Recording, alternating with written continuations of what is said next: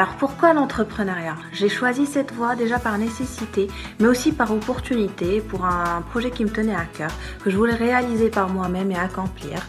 Et aussi par nécessité dans le sens où je recherchais davantage d'épanouissement et de liberté dans ce que je voulais faire et dans ce que je voulais accomplir encore une fois.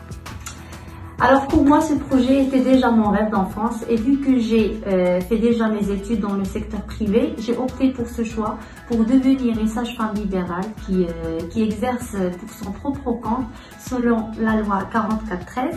Alors voilà, on peut dire que j'ai emprunté la voie d'entrepreneuriat pour réaliser mon rêve.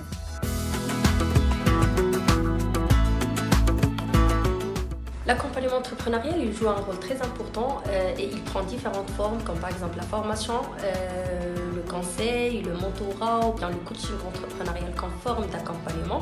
Et donc pour moi, les femmes qui font le premier pas en entrepreneuriat ont besoin d'être accompagnées pour faire les bons choix. Parce que le plus important, c'est pas de faire une création juridique ou d'avoir un numéro d'immatriculation ou un statut d'entrepreneur.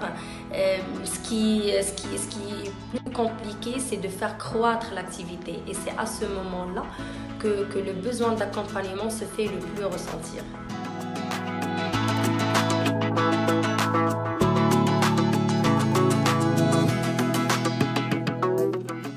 Donc mon message à toutes ces femmes qui nous regardent, n'attendez pas que l'on vous donne votre chance ou que l'on vous fasse confiance. Faites-vous confiance vous-même et mettez toutes les chances de votre côté pour réussir. Il se peut que vous allez rencontrer beaucoup de difficultés, beaucoup d'échecs au début de votre carrière, ça c'est tout à fait normal. Ne vous laissez pas faire par les jugements des autres. Aimez ce que vous êtes en train de faire et croire dans son rêve. Le conseil que je pourrais donner aux femmes qui souhaitent se lancer dans l'entrepreneuriat est tout d'abord de répondre à la question suivante. Est-ce que ce que vous allez faire vous passionne? Est-ce que vous aimez ce que vous allez faire?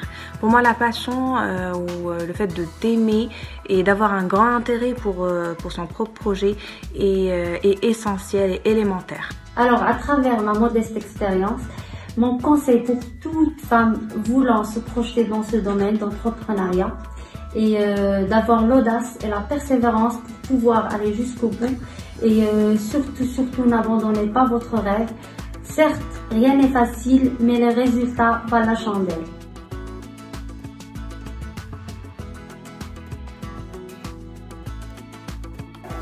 Donc mon coup de cœur pour le 8 mars relève d'une inspiration personnelle que je souhaiterais aujourd'hui partager avec vous à travers cette petite capsule. Histoire d'inspirer les femmes qui se sentent peut-être prisonnières de leur statut professionnel ou des préjugés par rapport à certains secteurs, comme par exemple le secteur industriel.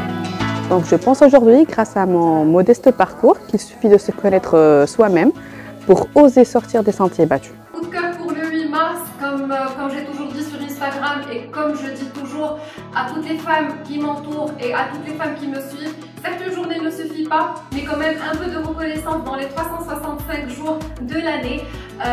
Faut vraiment croire dans son rêve pour y arriver. Faites-vous confiance, vous êtes les meilleurs, je vous aime. En ce qui concerne mon coup de cœur pour cette année, je dirais que c'est tout simplement la vie, ainsi que les apprentissages et les différentes valeurs qu'on a pu retenir à travers cette pandémie, à travers cette année qui a été dure pour nous tous. Savoir l'espoir, la gratitude, la santé, la famille, notre routine tout simplement. Mais aussi sur le plan professionnel, le sens d'adaptation, le fait de savoir rebondir, rechercher de nouvelles idées, de nouvelles opportunités, sans baisser les bras et laisser tomber notre rêve.